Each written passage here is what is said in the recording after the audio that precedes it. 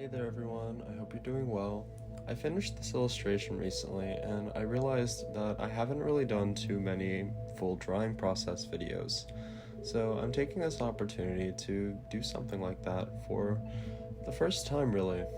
A lot of people wonder what my exact process is, and it's not that it's a secret or anything, but really I just don't usually have the time to record my process, though I've become very aware of Clip Studio Paint's nice screen recording process, so it recorded a nice handy time lapse of this illustration process where you can see everything I'm doing in real time.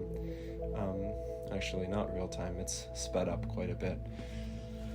So you can see here I'm drawing in the character's hair, trying to decide exactly what to do. By this point I've already more or less outlined all of the background. I did that fairly quickly actually, it just sped through that process in the very beginning. And you saw where I actually had the photo, where I converted it to the monochrome process. If you rewind you can see that, but it happened extremely quickly. Here I'm just very indecisively going between hairstyles. I don't know why I did that. Hairstyles, hair tones, hair colors, shirt designs, and shirt styles tend to be something I waver on a lot. I don't know why. Because for illustrations I don't do character designs, so I just kind of wing it and do whatever comes to mind. So yeah, anyhow, you can see here I'm laying in some details. I'm doing this fairly quickly. I already filled in the skirt, which you just saw. I'm trying to decide on the actual neckline of the sweater. Filled her hair in black. For now, I temporarily decided on a V-neck, but later on in the illustration, I changed that to a standard crew neck. One of her socks is standing up, and the other one is falling down. I think in the final illustration, I actually got rid of that second sock, so she's only wearing one sock, though I can't remember. I do things like that sometimes on a whim.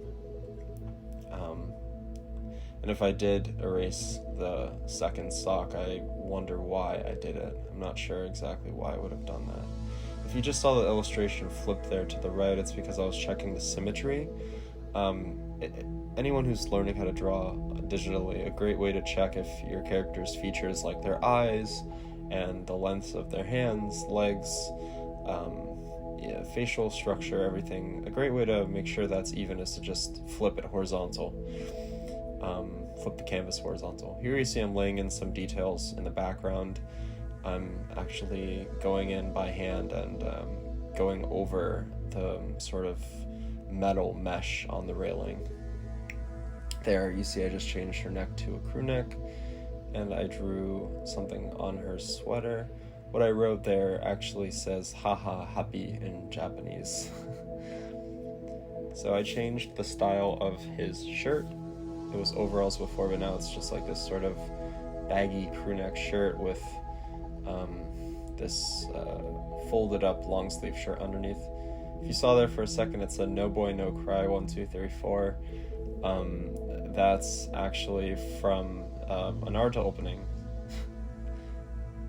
There you go, with the mesh again on the railing, filling in his hands.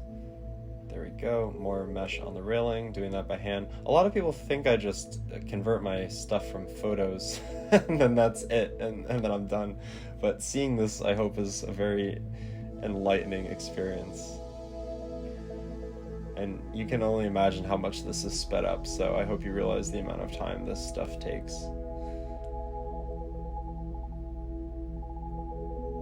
You can see there. Alright, just adding some details. I'm filling the top of his hair black and darkening things, adding some low lights to his hair, making things more realistic. There we go.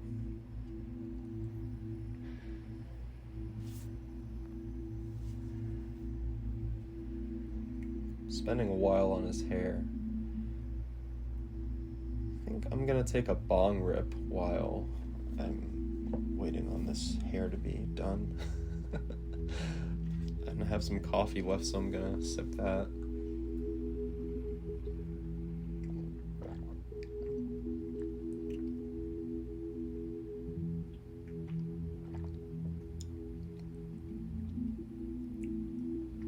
Alright.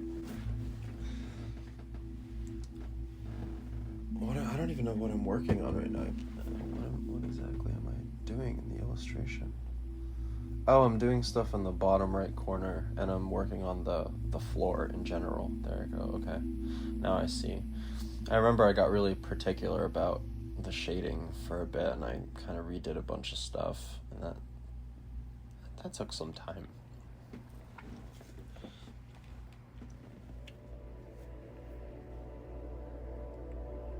By the way, the music that's playing is from Chris Zabrisky's album called I Made This While You Were Asleep. It is a very nice ambient album. I do recommend it. It's on his Bandcamp. All the links are in the description below. I also make music, but my music is not as fitting for this kind of video where I'm talking a lot, so I wanted to pick someone else's music that I was able to use. So it's nice his music is available to use for videos like this. Here I'm just adding more details, just going in. There I'm adding grays to his shirt.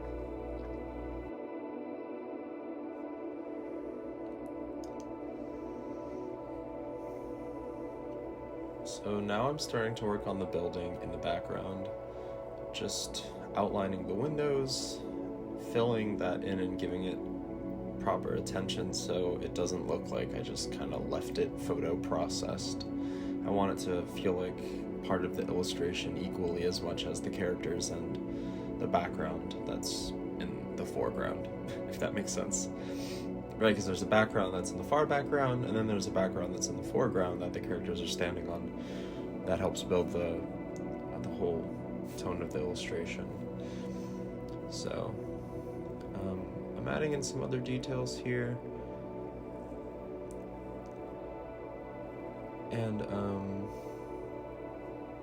I wanted to make sure that I gave this part of the illustration a proper sense of contrast, because this part of the illustration felt very white, and the right side of that building in the far background is actually going to have shading. It's going to be toned gray when I'm done filling it in. So I wanted the left side of it to have that black gradation in the windows just to fill it out, you know.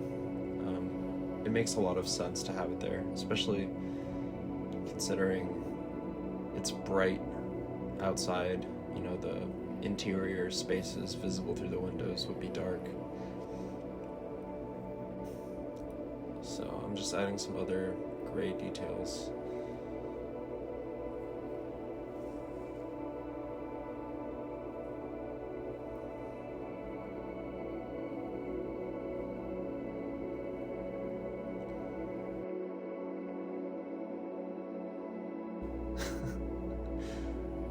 I think at this point it started kind of becoming apparent to me how long I was taking on the illustrations, so I just buckled down and started working a little bit quicker. And I also realized I wasn't completely happy with the sweaters. Like, their shirts look kind of plain, so I go in later on and I changed those too. And I did end up using this artwork for my new song, Secret, so if you want to go ahead and listen to that, it's in the description below. It's on my Bandcamp, and it'll be on streaming later this week. I also am going to upload a separate video of the song to this channel, so you can just go ahead and listen to it in a couple days whenever that's posted. Or maybe I'll post that video before I post this one. I'm not sure which I'll get to first, but either way, the song is called Secret, and the link is below in the description.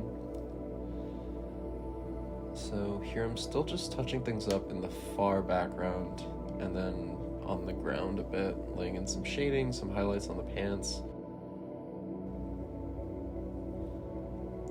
Alright, so here I'm going back and forth between the source photograph, and I'm working on some stuff in the far background over there.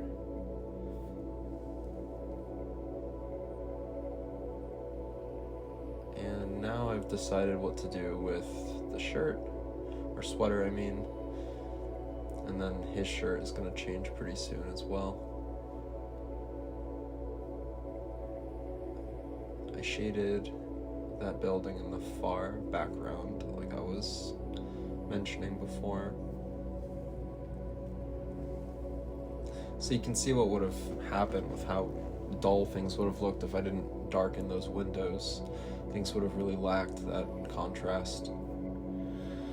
Now I'm working on her hair. For some reason I decided I didn't like her hairstyle, specifically her bangs, and then I started working on everything. And then I changed it right back to her bangs, and then I changed her facial expression to a smile. Now I'm just changing a bunch of stuff. I'm not sure why. This tends to happen sometimes. I'm just kind of changing her a lot. And I'm gonna end up going back to basically what I started with, except with lighter hair. That's what I end up with in the end, so it's really funny seeing myself do this in hindsight. I never really realized how indecisive I was until I started watching my time-lapse videos. I even gave her glasses, which this totally doesn't fit the same vibe I was going for. Not that there's anything wrong with glasses, because I mean I wear glasses, but she didn't have glasses at first, so why was I adding glasses, you know? So now I'm going in, and I decided I want the bob cut. I like the short hair, but I don't really like the black, so I'm filling it in, doing some kind of darker tones here. And I'm just working in strands. I'm gonna be working in some lowlights, highlights a little bit.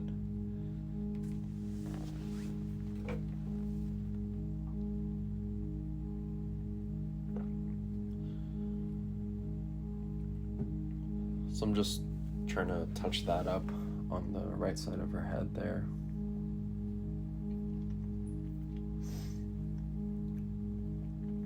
So the interesting thing is I did part of this on my Wacom Cintiq tablet. I did the earlier portion on the Wacom Cintiq.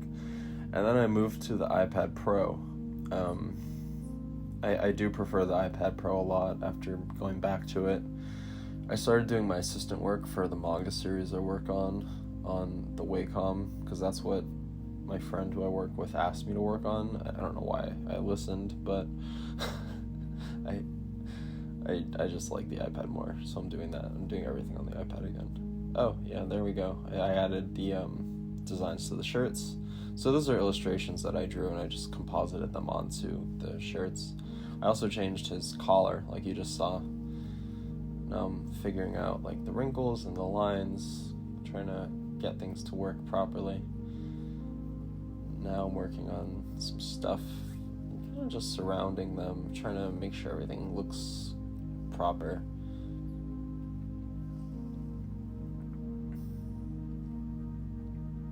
Filling in the stairs a little gray because they looked too light.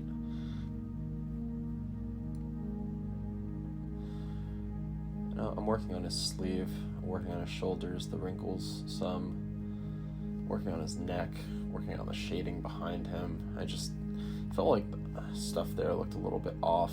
Now I'm working on her shirt, her hand, the railing. Oh, now, there you go, I erased the sock, or I'm erasing her sock on her left leg. I drew it back, but let me see if I go back and erase it again, because I do forget if she has the sock on her left leg in the end. It would be a skin-tight sock anyway, so you wouldn't see any wrinkles. You would still see the clean outline of her leg on the sock that's fully up her calf, but the one that's down obviously is fully wrinkled. Now I'm working on his hand. As you can see, I don't really work from pencil sketches too heavily. I just do like a very loose pencil sketch, and then I just go right into ink. Because now that I work digitally, I can just touch things up. I don't need to, do things perfect with ink the first shot. God forbid I ever go back to working analog. Oh, you can see here, I'm laying in this texture. It's like this kind of circular texture. I find that by adding hatch marks like this, it creates like sort of a nice vignette around the illustration. There I just have a template that I got from my friend I work for. I do assistant work for, and I'm tracing the template because I want to use my own lines. I don't want to just use their pre-made, preset template. I like using my own lines for all these manga textures and stuff, even if I'm just tracing someone else's stuff. Because I think everyone's lines are different. I think that's what makes everyone's art different in terms of manga, more than anything is people's lines.